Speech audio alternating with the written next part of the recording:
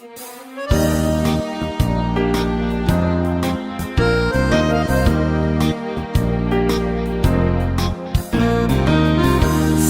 tem bigodes de foca, nariz de tamanduá.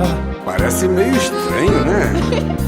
Também um bico de pato e um jeitão de sabiá. Mas se é amigo, não precisa mudar. É tão lindo, deixa assim como está. Eu adoro, adoro. Difícil é a gente explicar que é tão lindo.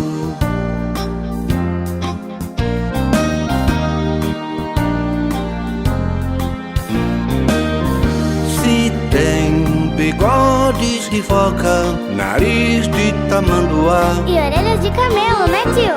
É? Mas se é amigo de fato, a gente deixa como ele está.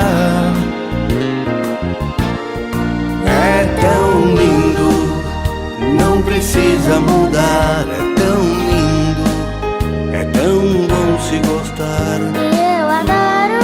É claro, bom mesmo é a gente encontrar um bom amigo.